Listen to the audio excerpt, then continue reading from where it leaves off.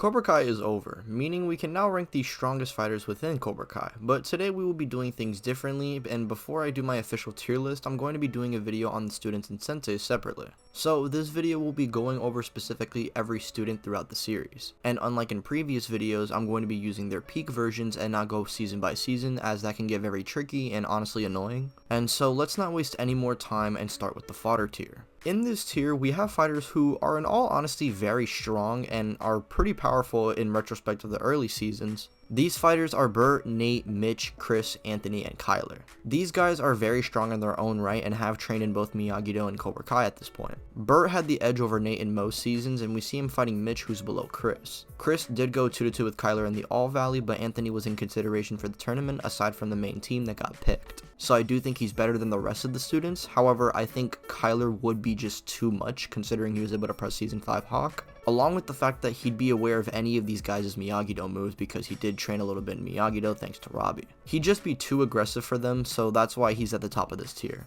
Now in this next tier, we have two fighters who are a step up from the fodder but aren't that strong in the grand scheme of things. I call this tier the All Valley tier, which pretty much means these guys in the All Valley are powerful, but they just aren't Sekai Taikai ready. Sean kinda got bullied by the season 6 kids, but was implied to be a little better than at least season 5 Kenny.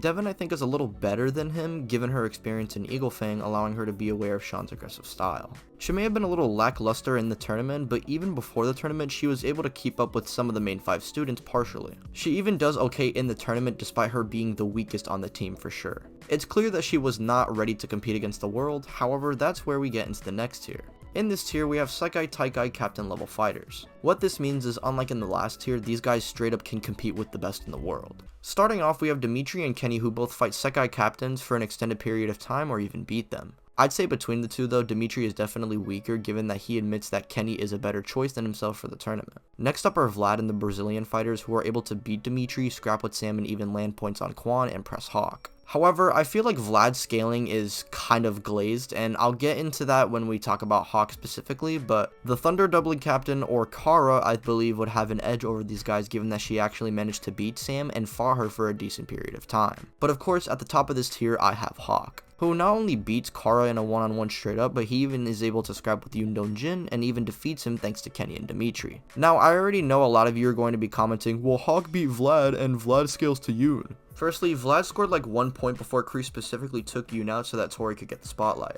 Vlad does not really scale to Yoon at all, and plus, the Brazilian fighters and Hawk and Dimitri were literally jumping Vlad, and Hawk just managed to get the finishing blow. Saying that Hawk scales to Yoon because of this is like saying Hawk scales to Yoon because Kenny and Dimitri jump him. Now, I already know a lot of you are going to mention that one director statement, but hear me out. Hawk needed Dimitri and Kenny to defeat Yoon, the same guy who would then go on to learn a new technique after part 2. While Hawk would not train for the rest of the show. I think the statement of him being as good of a fighter makes sense because he's technically learned what they also learned, right? But I don't think that inherently means he scales to them, especially during the events of part 2 and 3. There's also another statement that I'll get into as well that I don't think makes sense, but we can talk about that in the next tier. But yeah, the 4 main fighters specifically power creep most of the characters within the tournament, and unfortunately Hawk is not able to keep up. We even see random Cobra Kai fodder like one of Yoon's goons that tried jumping Quan scrapping with him in the background. Like, I'm sorry bro, Hawk is just not there anymore. It's sad, it makes me sad, but it's just the truth. Now the next tier are fighters who are pretty much within the top 10 range at this point and are some of the greatest fighters that the world has ever seen. In this tier we have Yoon, who as I explained literally had to get 3v1 to lose to Hawk, and we see him getting stronger after this. Next is Sam, who not only scraps with him, but we see her scrap with the other 2 Cobra Kai captains. She also does train in part 3, which does mean that she got stronger, but Tori and Zara, who were already stronger, do train as well. And this is where another director statement gets contradicted, as they say Sam is the best female fighter. Like with Hawk, skill-wise, it makes sense for it to be Sam, given that she's been literally, like with Hawk, skill-wise, it makes sense for it to be Sam, given that she's been at this literally since birth. However, Sam does not have the hunger for victory in character and doesn't know what she's fighting for. Which we know in Cobra Kai, depending on your mental state, it definitely can drop your skills significantly. So if you want to say a theoretical motivated Sam is above Zara and Tori, then sure. But usually in character, she does not have this hunger for battle, so I do not think she would be able to beat Tori or Zara. However, even without this hunger for battle, she's still ridiculously powerful, and I do think she has enough what it takes to beat Yoon. Next is Zara, who pushes Tori to her absolute limit, but the moment she locks in, Zara gets embarrassed. I've seen people use this to say maybe Sam could beat Zara, as she seems to be closer to Tori, but I'll let you decide that in the comments. What's your take on that? And I think a case could be made for Tori getting so much stronger between part 2 and 3 that she might be able to surpass Kwon and maybe reach the best of the best. But in the end, I decided to give this last spot on this tier to Kwon. He not only fights a focused Robbie, he is able to beat Miguel in a point v point setting, and we see him also kind of fight Axel, but he doesn't really do all that good.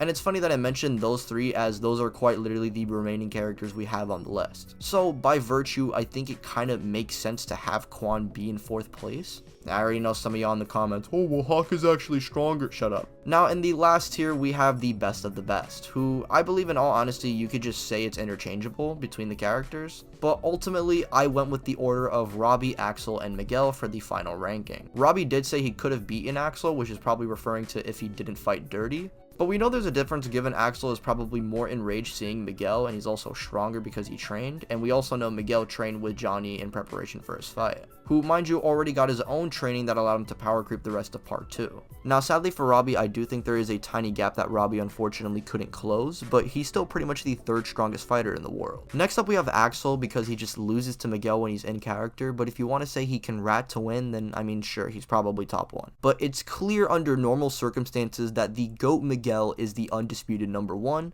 being the most experienced with Cobra Kai, has mastered Miyagi-Do, and is someone who has found balance. He is the undisputed number 1, and this is my ranking on the students.